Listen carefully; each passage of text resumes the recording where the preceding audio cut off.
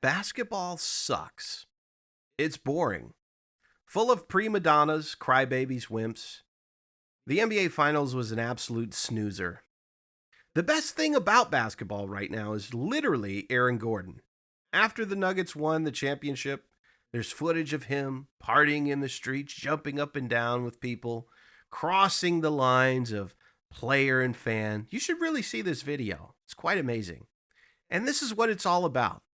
Bridging that gap, being transformative, being touchable as a player, connecting with our hearts and our minds and our spirits and celebrating this awesome victory.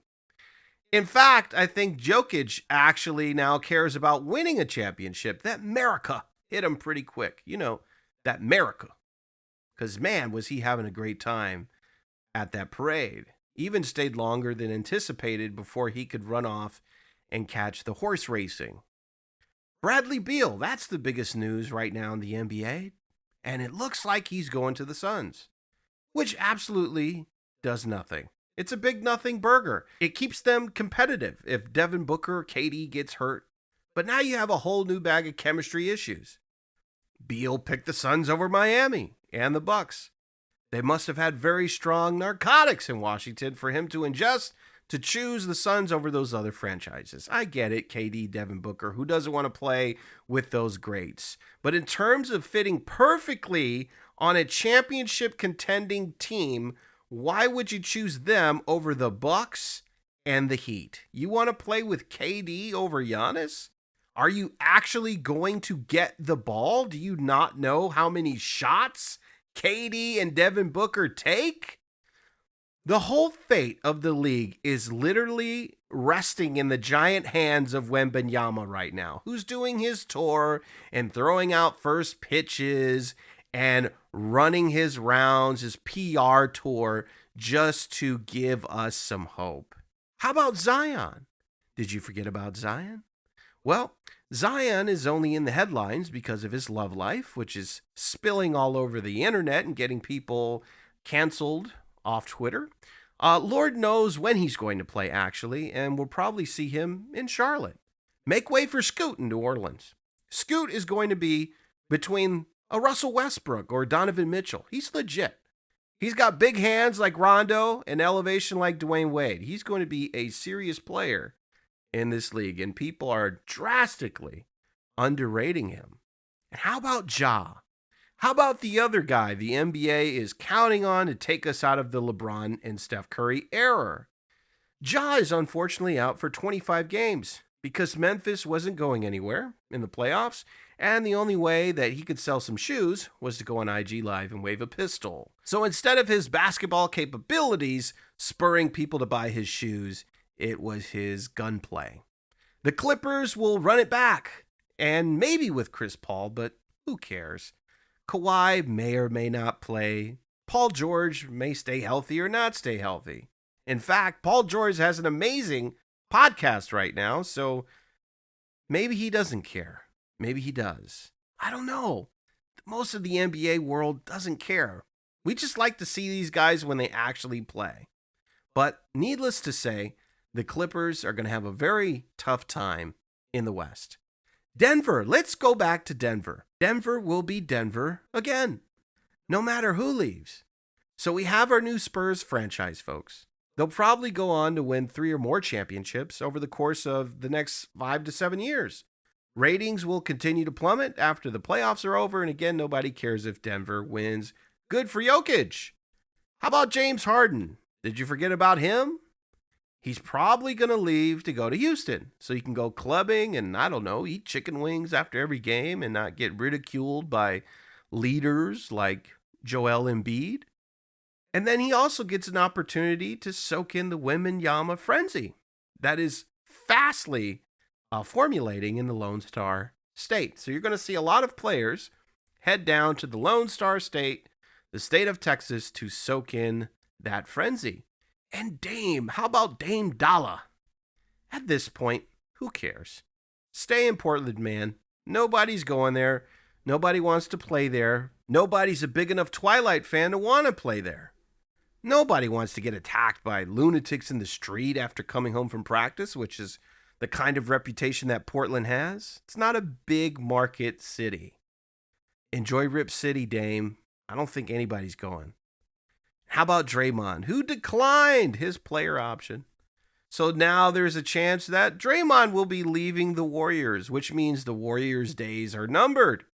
However, with Steph Curry, they'll be fine. They'll be competitive, and the Warriors and the NBA will go ahead and market the Steph Curry show like before. That's probably why Bob Myers left. He doesn't want to be the one to pull the trigger and not bring everybody back. It's usually what happens when you have to fire people. The person responsible resigns because they've built up meaningful relationships with the people and the company. However, they don't want to be the bad guy. So they bring in a new chief who has no seminal attachment to anyone and has no problem with massive layoffs, which is why Dunleavy is there. So I wouldn't be surprised if the dynasty was officially over. I would be somewhat excited about what's happening in Dallas, the rumors that are swirling around the Mavericks organization right now, which basically is saying, hey, LeBron James, Kyrie, Draymond, surrounding Luka. That's pretty exciting, isn't it? Now, you would have to be a pretty astute owner to pull this off. And Mark Cuban does have the capabilities of doing this. However, what we are seeing from the Mark Cuban administration is that he wants to have Twitter wars with Joe Rogan, Elon Musk, and RFK about vaccine efficacy. Another woke versus anti-woke staged attention-getting bullcrap conversation to distract the public.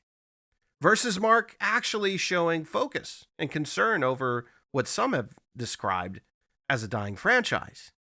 This is the same franchise who purposely quit last season on the city of Dallas and on their entire season, where Jason Kidd quickly pointed out that it wasn't his decision to bench his starters and forfeit getting into the play-in. This was an upper management decision.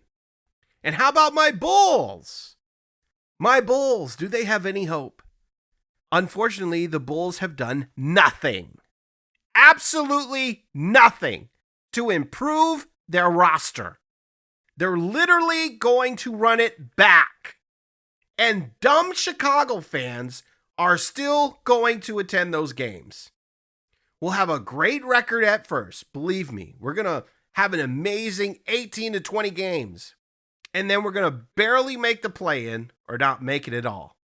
Trading Levine this summer isn't going to make a difference. So we're probably going to run it back with Levine and DeRozan, who will silently feud and battle over who takes the last shot. And Vooch will quietly average 20 and 10. Maybe we dive all the way to last place just to draft Cooper Flagg. That would be understandable. But the apathy is incomprehensible at this point. So how do we fix this? It's very simple, actually. Less games.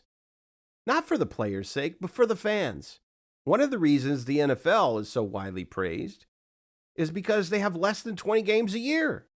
If you don't bring your A game, it's over.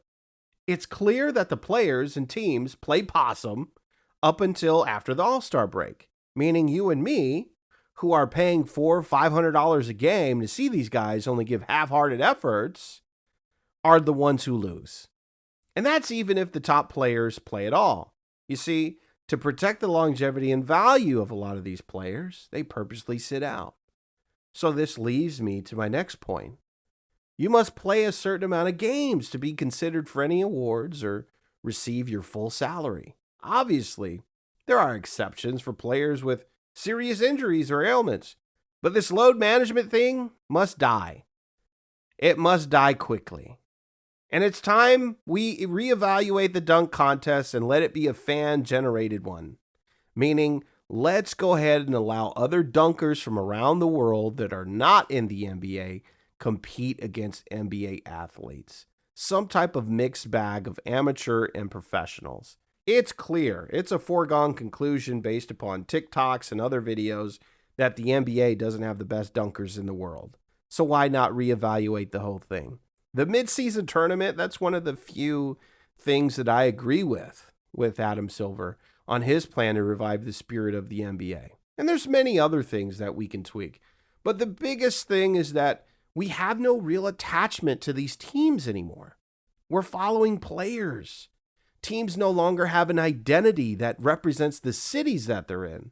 The Lakers used to be called Showtime, right? The Pistons in the 80s, they were hard-nosed, tough athletes who fought and clawed, which represented the toughness of the people of Detroit. What I'm saying is there's no benefit to watching these games. Our time is very valuable, and companies put billions of dollars into capturing our attention.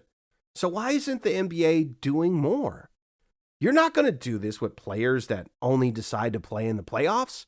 Maybe you could allow fans to participate monetarily in your revenue share by somehow creating a digital token for their watch time, or creating a piece of immersive technology that allowed me to experience the game as if I was courtside in my living room, and not an Oculus or Vision Quest bullcrap that Apple made.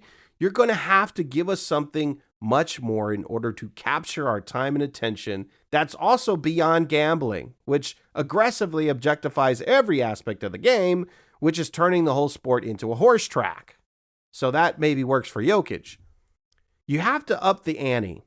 We need 5 or 10 Michael Jordans, Kobe's in this league. We need 5, 10 LeBrons. Up the stakes. Invite fans to watch your practices. Allow a camera into your private meetings. Make your athletes go knocking on doors to say hello to people in the community. Do an IG Live instead of Ja Morant being in somebody's hoopty waving a gun. Maybe he's actually taking fans into the locker room and showing his preparation. How about you invite high schools to practice at the United Center for free? Launch a Chicago Bulls credit card that allows you to earn points towards attending a free game. Otherwise, I'd rather just go watch Northwestern basketball or get on a plane and go see Caitlin Clark this winter. Maybe I'll even go to Puerto Rico and watch DeMarcus Cousins and experience the insane resurgence of basketball fever down there. It'll be about the same cost as attending a Bulls game.